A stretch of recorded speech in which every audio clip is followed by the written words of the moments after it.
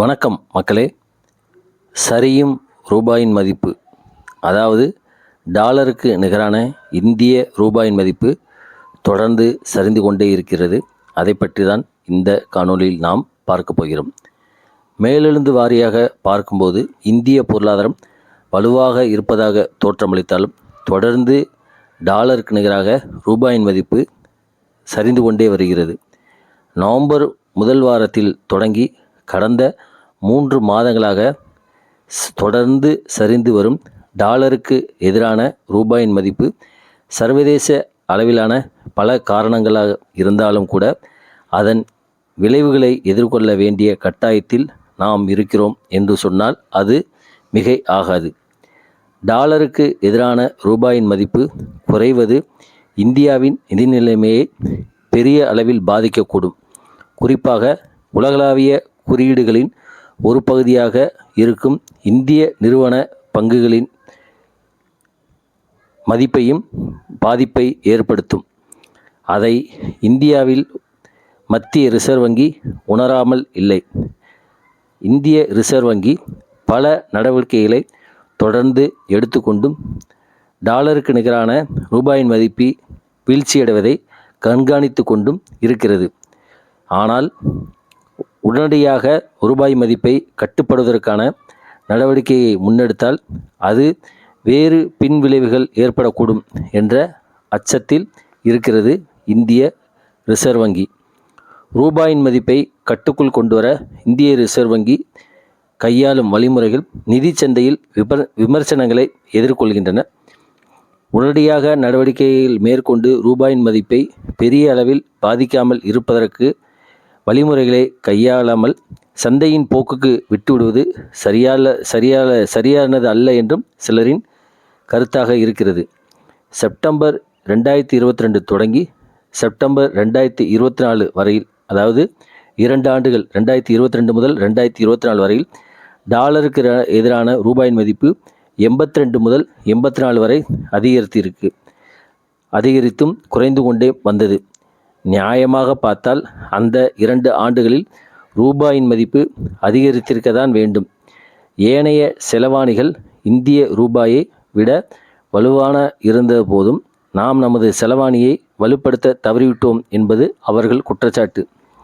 அந்நிய முதலீடுகளை பயன்படுத்தி இந்தியாவில் அந்நிய செலவாணி இருப்பை 55,000 கோடி டாலர்களிலிருந்து 75,000 கோடி டாலர்களாக இந்திய ரிசர்வ் வங்கி அதிகரித்து கொண்டது. அதன் காரணமாக ரூபாயின் மதிப்பு அதிகரிப்பதற்கு பதிலாக கட்டுப்படுத்தி விட்டது. அதாவது 2013 முதல் 2025 வரை ஒரே ஒரு ஆண்டு மட்டும்தான் இந்திய ரூபாயின் மதிப்பு அதிகரித்தது. மத்திய ரிசர்வ் வங்கியின் அணுகுமுறையை முற்றிலுமாக குறைவிட முடியாது. அந்நிய செலவாணி கையிருப்பை அதிகரித்து போதுமான அளவு வைத்திருப்பதன் மூலம் பிரச்சனைகள் வரும்போது அதை சந்தையில் வெளியிட்டு ரூபாயின் மதிப்பை கட்டுப்படுத்தலாம் என்பதுதான் இந்திய ரிசர்வ் வங்கியின் அணுகுமுறை.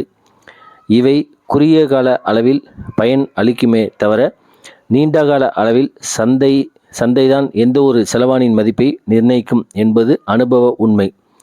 இந்திய ரூபாய் மட்டுமல்ல, சர்வதேச நாணயங்கள் டாலருக்கு எதிராக தங்களது மதிப்பை தொடர்ந்து இழந்து வருவதை 2013 பார்க்க முடிகிறது. இதைத்தான் நமது நிதியமைச்சர் நிர்மலா சீதாராமன் அவர்கள் கூறினார். ஆசிய நாடுகளில் மற்ற நாடுகளை ஒப்பிடுகையில் இந்தியாவின் டாலருக்கு நிகரான ரூபாயின் வீழ்ச்சி கணிசமாக தான் குறைந்திருக்கிறது என்று கூறினார். 2013 முதல் பார்த்தால் இந்திய ரூபாயின் மதிப்பு 37% குறைந்திருக்கிறது என்றால் இந்தோனேசியாவின் ரூபாயின் மதிப்பு 40%, மலேசியாவின் மதிப்பு 31%, கொரியாவின் ஓன் மதிப்பு 26% குறைந்து வந்திருக்கிறது. தென்னாப்பிரிக்காவின் ரேண்டும் பிரேசிலின் ரியாலும் மற்ற நாணயங்களை விட அதிகமாக மதிப்பு இழந்து இருக்கிறது.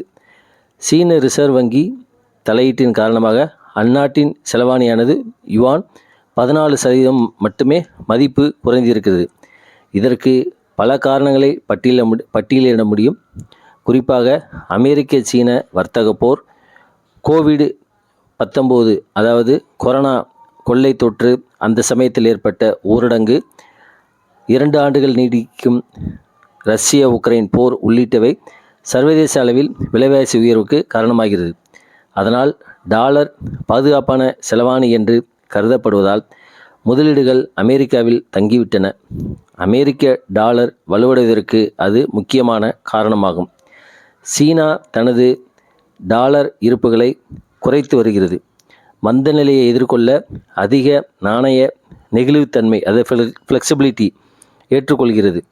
இந்திய ரிசர்வ் வங்கி சீனாவின் அணுகுமுறையை முற்றிலும் கடைபிடிக்க தயக்கம் காட்டுவது ரூபாயின் செலவாணி மதிப்பு குறைந்து வருவதற்கு ஒரு காரணம். கடந்த 5 ஆண்டுகளில் வங்கியின் ரெப்போ ரேட் விகிதம் 0.2% மட்டுமே குறைந்தது. 0.2% மட்டுமே குறைத்து 6.2% சமீபத்தில் ரிசர்வ் வங்கி நிர்ணயித்தது. இந்த வங்கி வட்டி விகிதம் குறைப்பு பலரால் வரவேற்கப்பட்டது. பங்குச் சந்தையில் இருந்து அந்நிய முதலீடுகள் வெளியேறி கொண்டிருக்கின்றன. அதற்கு பங்குகள் செயற்கையான உயர்ந்த மதிப்பீட்டை பெறுவது ஒரு முக்கிய காரணமாகும்.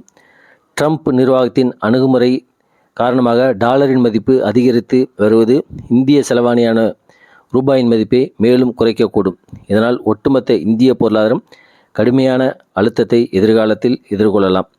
கடந்த பல ஆண்டுகளாக ரிசர்வ் வங்கி சேமித்து வைத்திருக்கும் அந்நிய செலவாணியை சந்தையில் இறக்கி ரூபாயின் மதிப்பை மேலும் குறைத்து விடாமல் பாதுகாப்பது மிக மிக அவசியம்.